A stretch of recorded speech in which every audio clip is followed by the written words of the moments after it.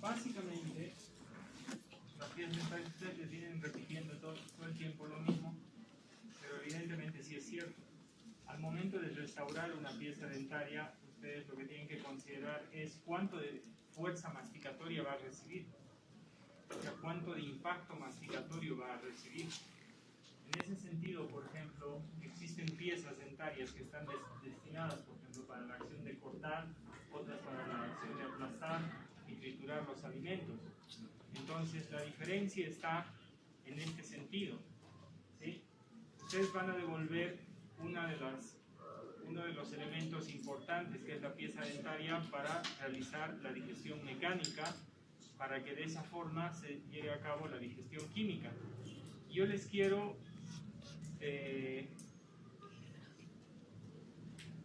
decir dos cosas importantes. La oclusión, que es lo que vamos a llevar después y yo les voy a explicar. Me hubiera gustado dar oclusión, pero bueno, lo voy a dar en la parte práctica.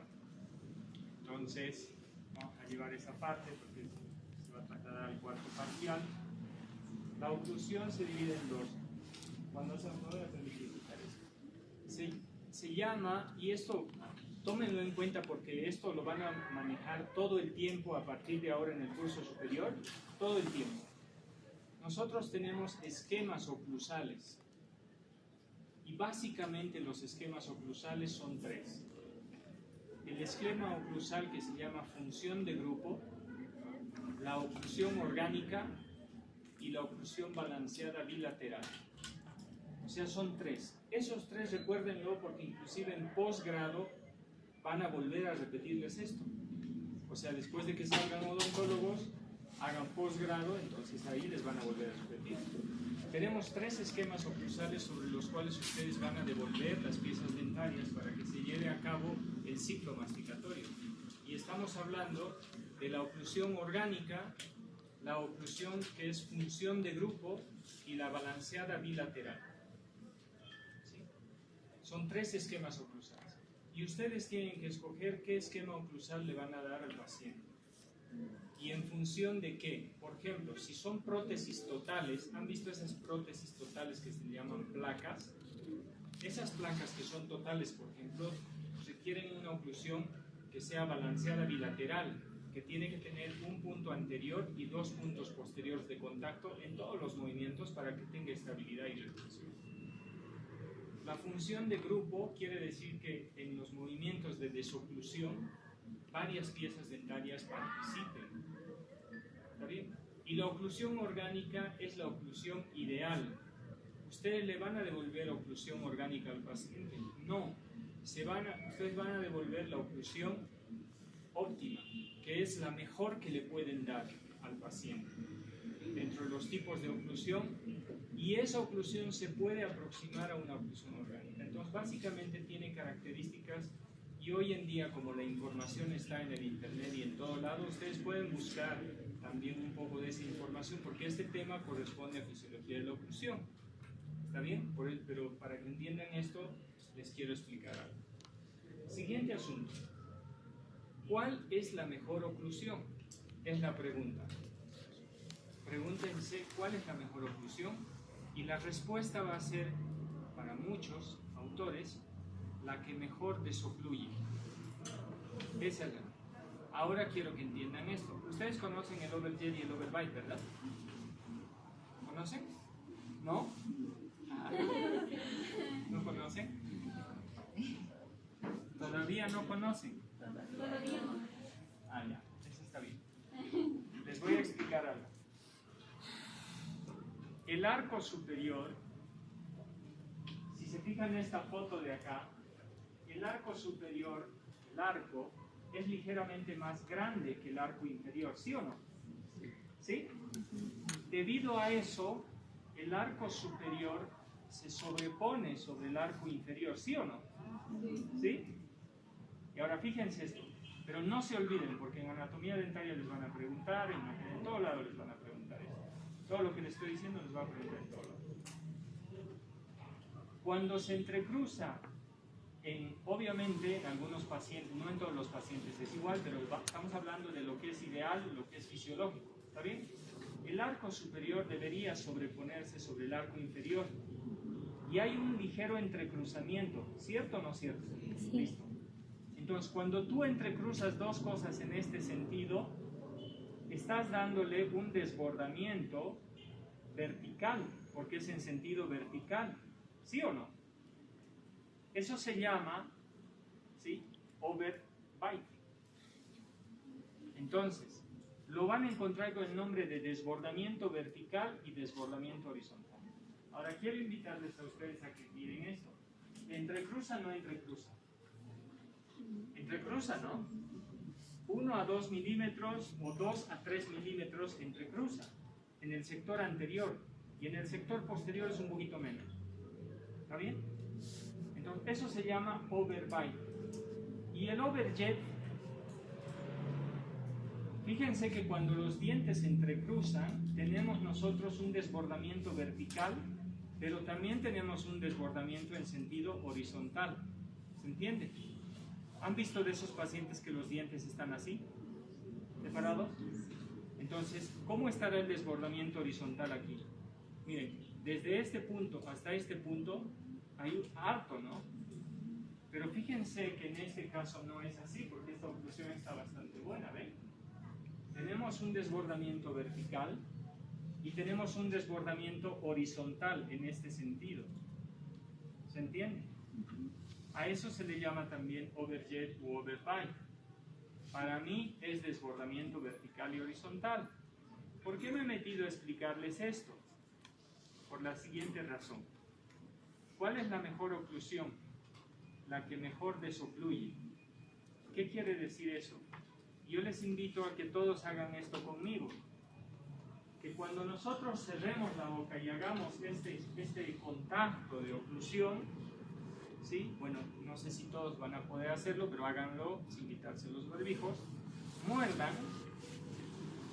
Y después los dientes inferiores lleven raspando la cara palatina de los superiores hasta que queden borde a borde. Si pueden hacerlo, ¿sí? ¿Lograron hacerlo? Ya, ahora hagan lo siguiente. Llévenlo borde a borde y se van a dar cuenta que en la parte posterior todito desocluye, o sea, se separa. ¿Sí? ¿Sí? Ese desbordamiento vertical y horizontal permite que ustedes, al momento de hacer ese movimiento que se llama movimiento de protrusión hacia adelante, todo lo de atrás desocluya. Y se abre un ángulo hacia atrás, que se llama el fenómeno de Christensen, y tiene un ángulo. Bueno, eso es desoclusión. No sé si me dejo entender ahora. Cuando ustedes hacen un movimiento, eso es desoclusión. Ahora, eso se llama también guía anterior. Considérenlo, porque esto es toda la vida. Toda la vida va a ser. Van a terminar odontología, dicen, yo quiero hacer ortodoncia. Te vas a hacer la especialidad de ortodoncia, aquí o en la China. Y te van a volver a hablar de esto. Te vas a ir a Chile, a Brasil, o vas a hacer aquí en Bolivia. O vas a hacer, no sé, implantes, ortodoncia, periodoncia. Igual te van a hablar de esto, porque esto es la base de la odontología. Ahora, yo les invito a hacer otra cosa más. Nosotros tenemos la guía anterior. Gracias al desbordamiento vertical y horizontal, y han hecho un movimiento de protrusión y todos se separan. Ahora, los que puedan, porque no todos van a poder, hagan lateralidad, raspando, y van a notar que los caninos, sobre los caninos, hacia el lado derecho, digamos, ¿pueden hacerlo? ¿Lograron? ¿Desocluye atrás? No desocluye. ¿Ah? Desocluye. Ahora hagan al otro lado. Ahora, no todos van a poder, y si no pueden, es porque algo está en la oclusión que hay que o corregir, o están en función de grupo, o tienen una clase 3, hay algunos pacientes que son clase 3, hay algunos pacientes que son clase 2, pero entonces yo lo que les quiero decir es lo siguiente, que las piezas dentarias son tan importantes para el primer paso de la digestión mecánica, porque así va a poder adecuarse la digestión química, y lo que quiero decirles es de que ustedes deben considerar los parámetros fisiológicos. para que esto funcione. Y los parámetros fisiológicos que les estoy diciendo es cuál sería la mejor oclusión, que quiere decir el mejor contacto de las piezas dentarias. ¿Sí? Todo esto, lo que les hablo en la clase de oclusión, lo tengo en imagen. Pero ahora, como no es clase de oclusión, no lo traje. A ver si para la próxima les traigo, ¿está bien? Y ahí les voy a recordar un poco. Entonces, ¿cuál es la mejor oclusión? La que mejor desocluye. ¿Y gracias a qué desocluye? A la guía anterior y a las guías caninas en los lados. Listo. ¿Se dan cuenta? ¿Cuál es la mejor oclusión? La que mejor desocluye. ¿Y por qué desocluye? Porque existe un desbordamiento vertical y horizontal entre las piezas dentarias, especialmente las 12 piezas anteriores. De canino a canino arriba son 6, de canino a canino abajo son 6. Todo eso es el sector anterior, la premaxila. ¿Está bien? Ahora, algo más quería decir. Se me ha ido la idea. ¿Sí? Para recordar en este momento. De oclusión también. Entonces, la oclusión... Ah, no, ya recordé. Otro concepto que ustedes van a llevar, y lo tienen que tener pero tatuado aquí, es de que hay una oclusión que se llama mutuamente protegida. ¿Está bien? ¿A qué se refiere la oclusión mutuamente protegida? Y ahora les explico. ¿Está bien? Pero considérenlo, googleenlo, que ustedes son nativos digitales y les encanta estar conectados, ¿no? Entonces conéctense para eso, que va a ser provechoso para ustedes. Googleenlo y la próxima vez si les pregunto o alguien comparte algo que leyó, o si no me hacen preguntas, yo les voy a responder, porque de esto yo doy clases de posgrado. Entonces, lo siguiente es así. La oclusión mutuamente protegida te dice, y es compatible con la oclusión orgánica. ¿Está bien? Es compatible con la oclusión orgánica. Los dientes posteriores protegen a los anteriores. Y evidentemente, mutuamente, los anteriores protegerán a los posteriores. ¿Qué quiere decir esto? Si quieren, terminen de anotar y vamos a hacer el mismo juego. Esto debería ocurrir en una oclusión, digamos, la fisiológica, la habitual, que esté con parámetros adecuados. Cuando ustedes muerden, y yo les invito otra vez a que muerdan, cierren la boca como es esa foto y ahora aprieten con fuerza. ¿Sí? Los que tienen piezas dentarias completas posteriores, solo esas deberían recibir la carga de toda la musculatura. El massétero aprieta con fuerza, ¿sí o no? El massétero tiene dos fascículos, uno profundo y uno superficial. El profundo tiene haces verticales y el superficial tiene haces medio oblicuos, ¿sí o no? El massétero es uno, el más potente. El temporal también se contrae. Si cuando ustedes apretan, se tocan aquí, se contrae. Se tocan aquí, contrae, ¿sí o no? El pterigoideo interno también. Entonces, la fuerza de la musculatura, cuando tú apretas los dientes, ¿dónde debe ir? Al sector posterior. ¿Por qué? Porque no se han dado cuenta que los molares tienen 2 raíces, 3 raíces, así como un trípode, y tienen superficies bastante potentes. Por lo tanto, las piezas posteriores están diseñadas para soportar la fuerza de la musculatura. Y los anteriores sufren, no deberían sufrir, tienen que estar en acople, pero no deberían recibir carga. Entonces ahí estamos hablando de que cuando tú muerdes con fuerza, el sector posterior debería recibir todo el impacto masticatorio y los de adelante no deben sufrir. Estás protegiendo. Y en los movimientos excéntricos, cuando les he hecho lo que les dije que hagan, hacia adelante, hacia el lado, guía canina, guía anterior, los de adelante funcionan y los de atrás no.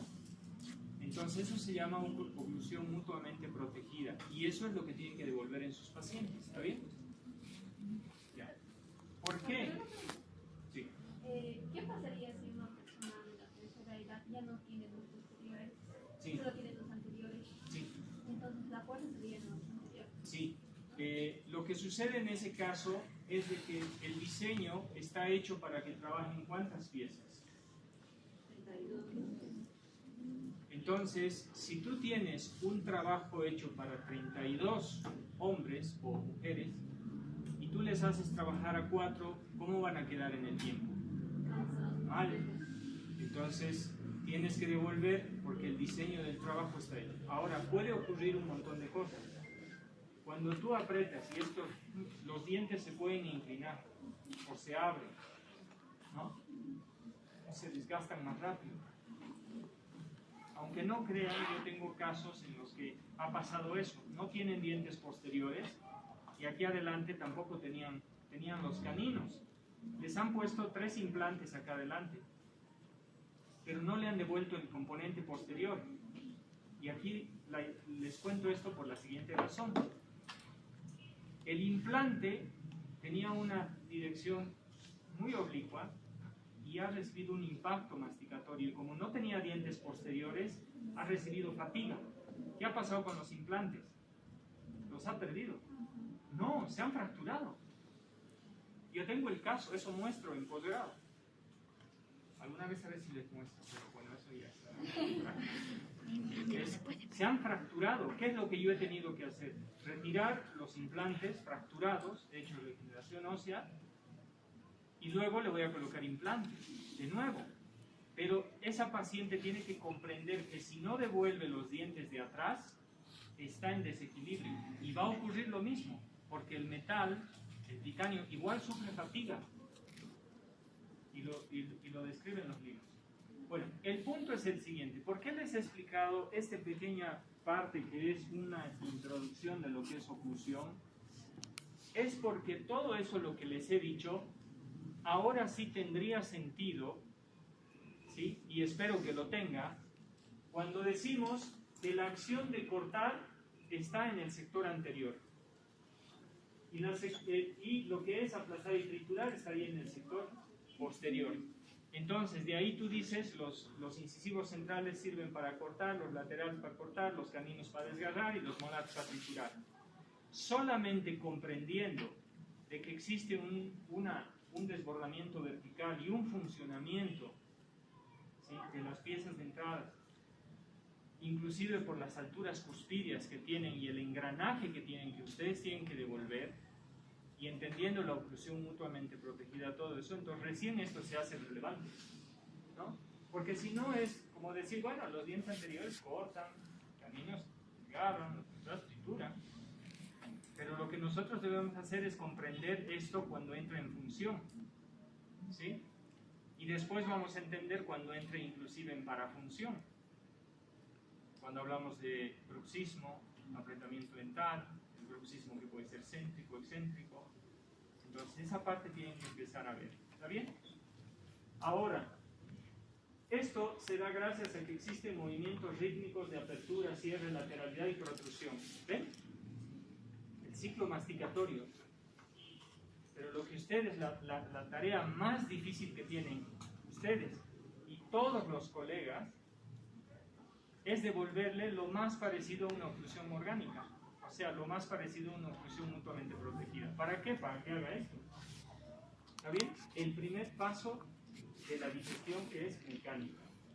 Y luego, esto es una condición aprendida, es como caminar. Nosotros no pensamos para caminar.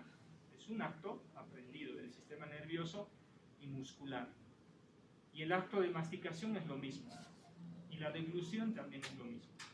Ahora, yo les invito a pensar en otro concepto más que quiero que lo tengan presente, que inclusive en internet es difícil buscarlo, pero yo pienso que un poquito de paciencia lo pueden encontrar. No va a ser tan fácil. Hay otro criterio que se llama oclusión mutuamente compartida. Está en un libro que se llama de rehabilitación, que se llama de Aníbal Alonso. Oclusión mutuamente compartida. Ya no es oclusión mutuamente protegida, porque eso era dientes.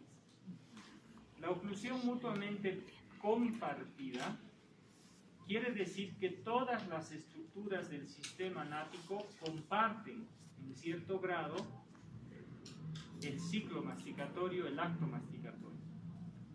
¿Conocen ustedes el sistema estomatognático que les dije la anterior vez? ¿Cómo está conformado? Piezas dentarias, músculos, la lengua, ligamento periodontal, vasos sanguíneos, inervación, articulación temporomandibular, o sea, es todo, básicamente. ¿Está bien? Y la oclusión mutuamente compartida comparte, digamos, el ciclo masticatorio va a compartir de forma equilibrada. ¿Sí? El ligamento periodontal, sí o no, es como un amortiguador para la pieza dentaria.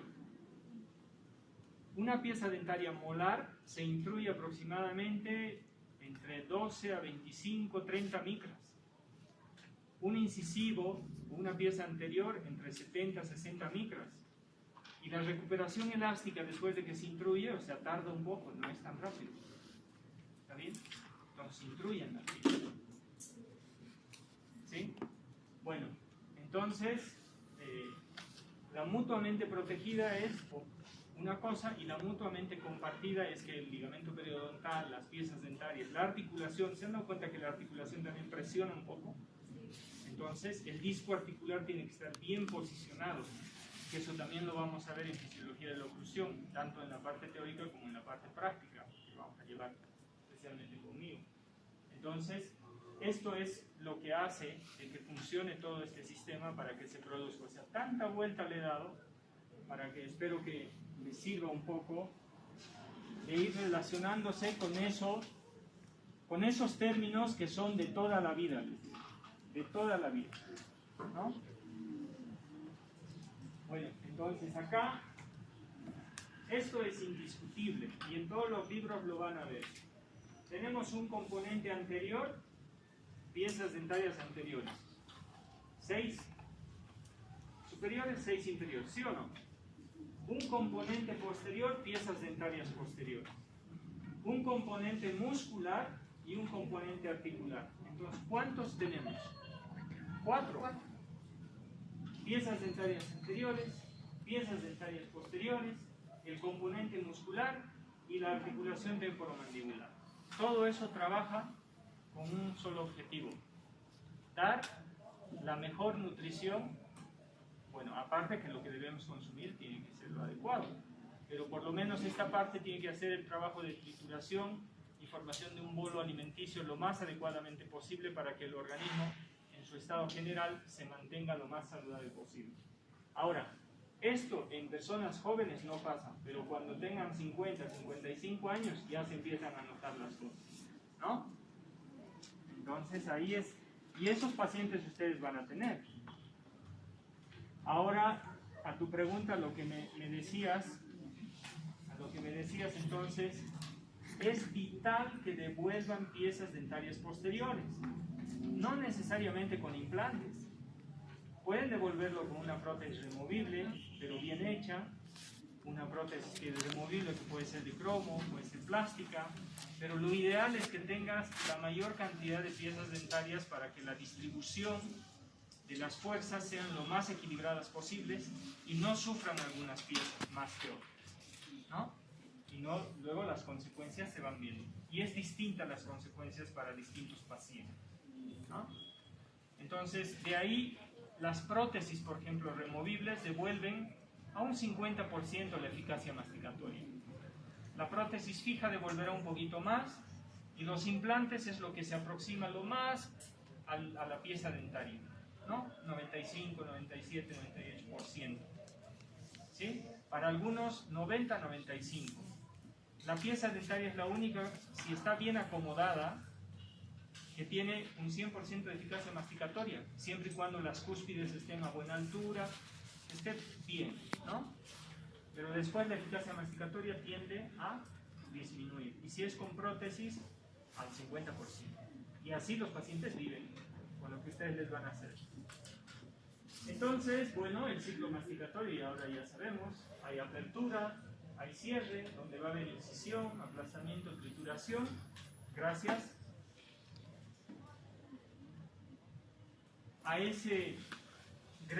a lo que les decía.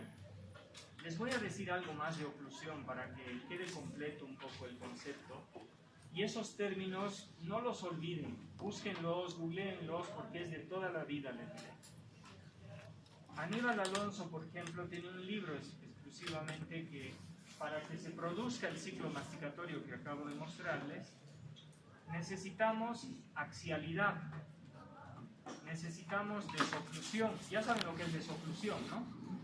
La guía anterior y la guía canina que desocluye todo, ¿sí? Y alineación tridimensional. ¿Está bien?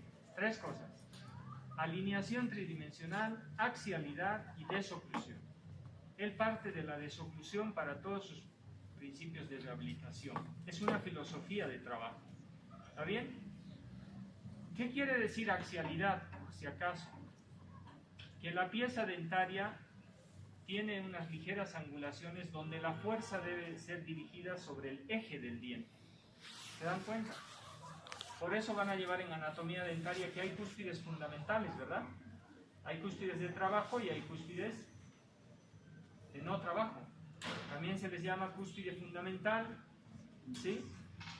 Entonces, y la otra es, y ahí hay puntos estabilizadores, stoppers, paradores de cierre y un montón de cosas. Entonces, cuando un diente engrana perfectamente, la fuerza de impacto tiene que ir sobre el eje del diente. Eso se llama axialidad. Y si no va sobre el eje del diente, van a ver esos dientes que a nivel del cuello del diente tienen unos desgastes. No sé si han visto, o algunos tienen. Bueno, les voy a mostrar unas fotos. Tienen unos desgastes. Desoclusión ya saben. Y alineación tridimensional, ¿qué quiere decir? Que la pieza dental esté alineada en su posición correcta. Por eso la ortodoncia, ¿verdad? La ortodoncia no es estética. La ortodoncia es función. Como un resultado adicional viene que se ve bonito, pero el paciente, ¿por qué va? ¿Cuántos de ustedes han tenido ortodoncia? ¿Ves? Ah, ya ven. ¿Por qué ha sido la ortodoncia? Porque tenía mala mordida, si no me equivoco, o sea, los dientes superiores estaban, o sea, como hacia adelante. En una angulación mayor. Exacto, y me sacaron los, no me equivoco. Premolares. Exacto. Sí, Para extracción serial. que Va. Pero siendo honesta, ella ha ido porque quería verse bien. Así que no nos miente. Claro, que si alguien me pregunta, no, yo he ido porque necesito masticar bien, no, mentira. El 100% de los pacientes que van a ortodoncia es porque quieren hacer esto. ¿Sí o no? Y después de hacer esto te hacen así. ¿Sí o no? ¿Pero sí o no? A ver, si de eso viven, y de eso van a vivir, por ejemplo, el tratamiento de limpieza o tratamiento de periodontal, por ejemplo, es salud, ¿verdad? Que deberían hacerlo cada cierto tiempo. ¿Y el blanqueamiento dental qué es? Estética. Entonces, si yo le digo al paciente, por ejemplo, igual si quiere blanqueamiento, vanidad, eso es lo que es. Mi pecado favorito. ¿Sí? ¿Sí o no? ¿Han visto El abogado del diablo? Vanidad, mi pecado favorito. Entonces, ¿por qué vas a ir a la ortodoncia ahora? Para sonreír bien, para verte bien y para decir sí o no. Pero la ortodoncia, y si ustedes van a hacer algunos ortodoncia, el objetivo principal ¿qué es? Alineación tridimensional. ¿Qué quiere decir? En 3D, ¿verdad? El diente tiene que estar bien posicionado para recibir cargas axiales, que cuando reciba el impacto masticatorio sea sobre el eje del diente. Que cuando tú hagas un movimiento de protrusión, todo lo de atrás desocluya, porque si hay alguien que choca ahí atrás, punto de interferencia, y luego hay problema. Luego dicen, ¿por qué pasa eso? Desoclusión canina, derecha, izquierda, lateralidad. Eso te da la alineación tridimensional, el desbordamiento vertical, y eso es la panacea de la odontología, de la oclusión. Nadie entiende oclusión, pero si entendieran lo que les he dado, ya está, ya saben oclusión. Con esos conceptos que les he dado, ustedes ya sabrían oclusión. Es fácil, pero no tan fácil. ¿Por qué? Porque ustedes van a tener distintos pacientes y van a tener que individualizar el caso para resolver los problemas. Entonces nunca es el mismo caso. Serán parecidos, pero no son iguales. Entonces, bueno, esto lo saqué de un libro, por ejemplo, que el porcentaje de eficacia masticatoria, entonces ustedes pueden buscar la eficacia masticatoria para saber si con prótesis removible, ¿cuánto le vas a decir al paciente que va a devolver su eficacia masticatoria? Con prótesis removible, que sea de base acrílica, de base metálica, con prótesis fija, si es material plástico, de porcelana, si le vas a pensar en derivar al paciente, si tú no haces implantes o le vas a colocar con alguien o algo, le vas a recomendar. Entonces, las alternativas de tratamiento para tu paciente, porque tú estás pensando en que tienes que devolverle la eficacia masticatoria, ¿sí? Tratar de devolverle lo mejor posible. Y eso también va a ser relacionado a la economía del paciente, porque no todos van a poder pagar un implante. Entonces, y no por eso le vas a hacer una mala prótesis. La prótesis está bien hecha, ¿sí? Y todo buscando ¿qué? Un buen proceso de la digestión mecánica para que la digestión química se dé. ¿Está bien? ¿Quién está a cargo entonces de la digestión química?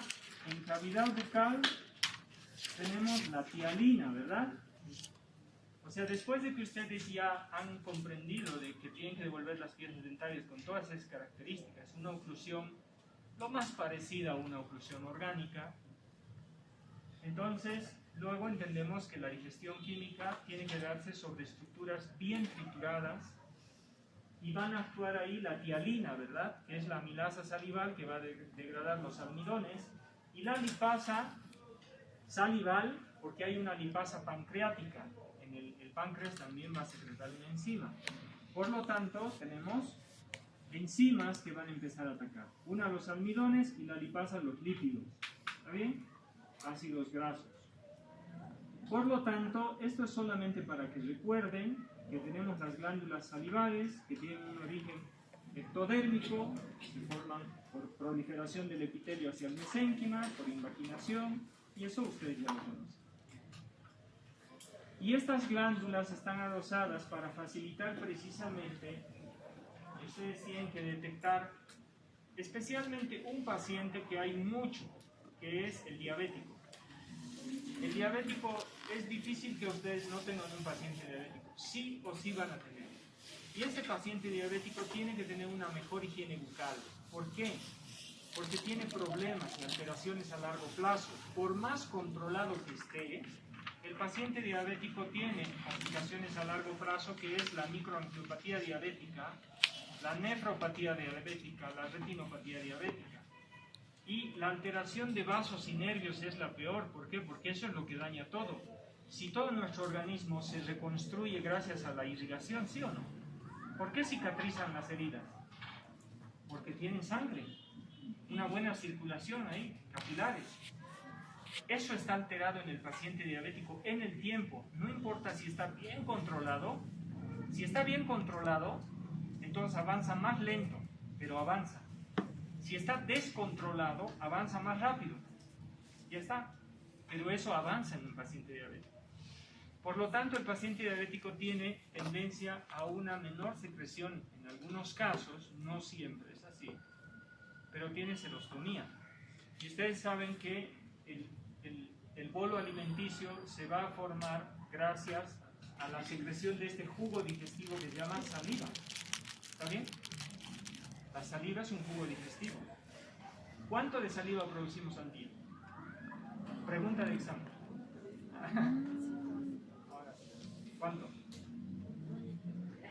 ¿1,5? ¿Qué? ¿Litros? Ya. 1,5 litros al día. 24 horas.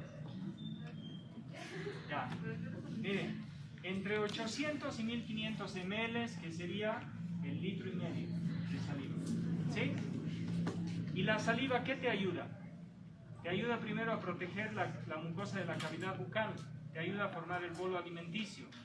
Además es antibacteriano, porque la saliva ¿qué tiene? A ver, mis alumnos, ¿qué hemos pasado?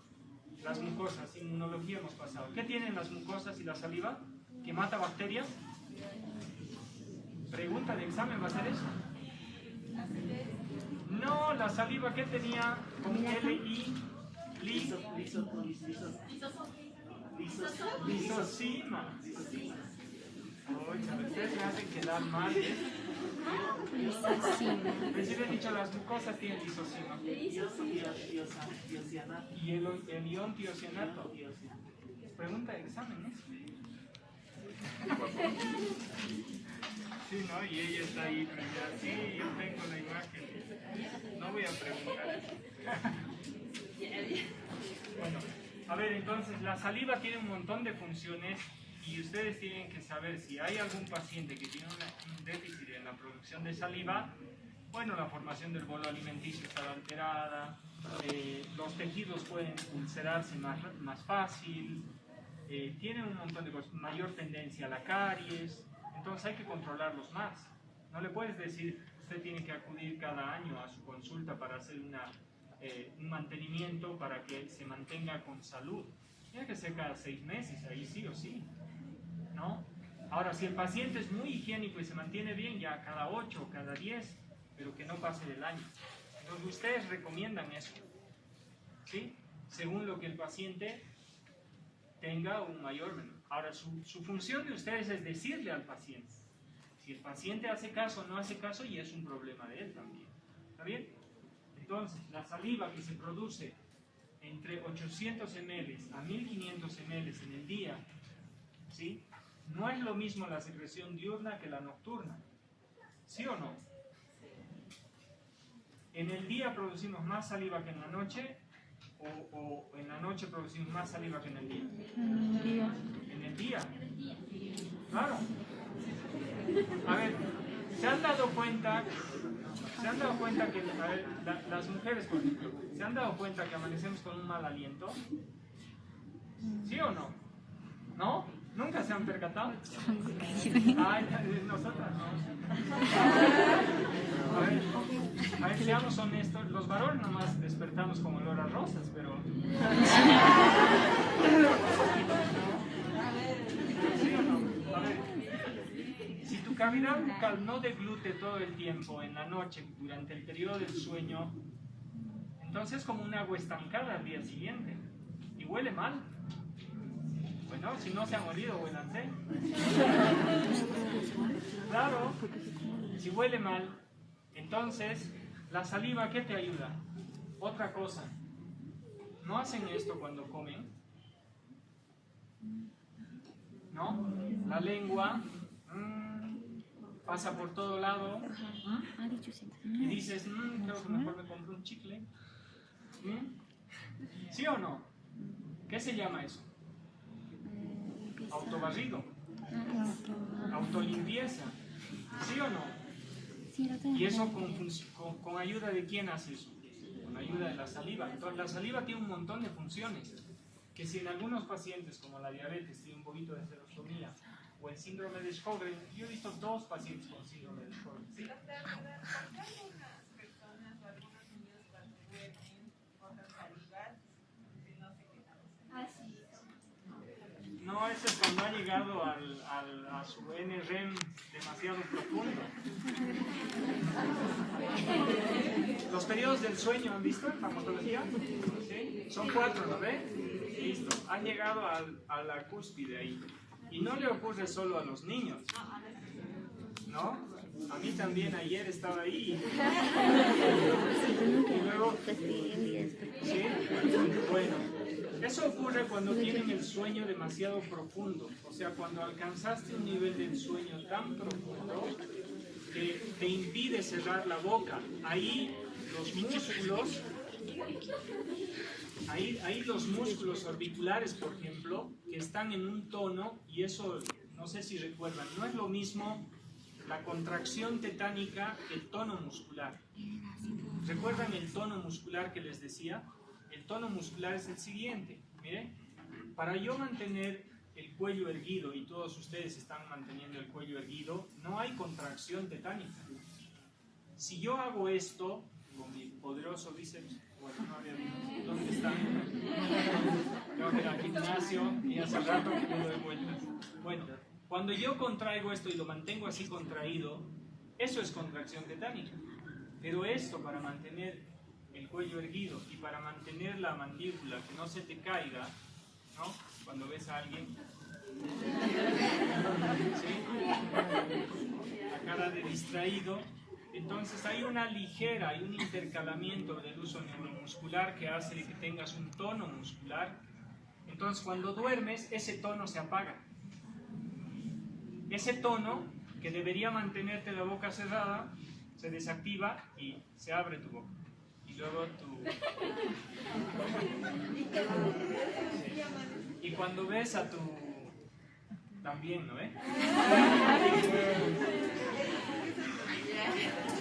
Claro, pues porque lo ves y hay un alborotaje de neurotransmisores que se liberan y tú estás, oh, y tu estómago y dices, oh. Cuando te das cuenta y te palpita más, ¿no ves? Sí, y después estás, ¿no ves? Bueno, la saliva tiene un montón de funciones, entonces, ¿no? Y las glándulas salivales, no se olviden, son 3 las mayores y tenemos un montón de glándulas menores. La parótida, ¿cuánto en porcentaje secretaba saliva? 25%. 25%. Pregunta de examen. ¿Qué ha dicho? ¿Qué ha dicho? Y todos empiezan a notar. Entonces, la parótida produce el 25%. La submaxilar, ¿cuánto? 70-75%. La lingual, 5%. Y así. Bueno, entonces, tiene la desembocadura del conducto de esteno a nivel de la cara vestibular del segundo molar, en la mucosa yugal, ¿no? Listo. Luego ahí tenemos a las otras glándulas. ¿Y cómo se llama este conducto? Stenon o Stensen, también le dicen. Y de de la submaxilar, de la sublingual, ¿cómo se llama?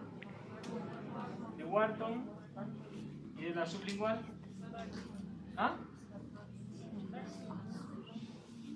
¿No es de Rininus? ¿Ya? Entonces hay conductos por los que van a secretar. También tenemos que saber dónde desembocan, porque recuerdan que les he mostrado que hay obstrucciones de los conductos. Se llaman quistes de retención, ¿no ven? Mucoceles, ránulas. ¿Sí? Su contenido es saliva. Eso es. Entonces ahí tenemos ese.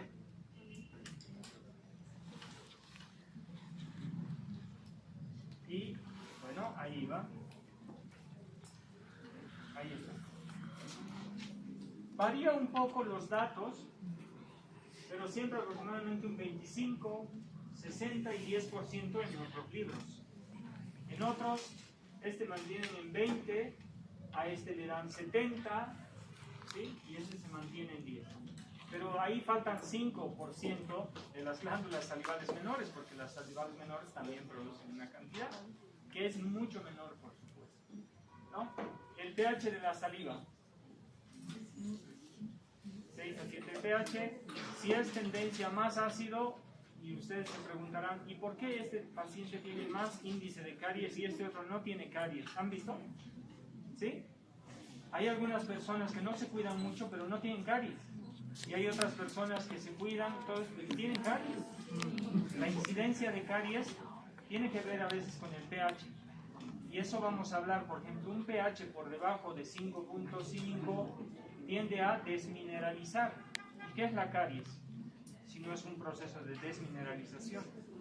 En cambio, si está por encima de 6, un poquito más alcalino, ¿qué tiende a hacer? Remineralizar. Cuando aplicas flúor y todo eso. ¿Te ayuda?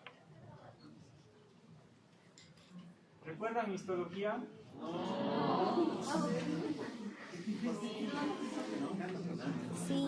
Bueno, entonces esto lo vamos a ver la próxima clase. Yo recuerdo bien.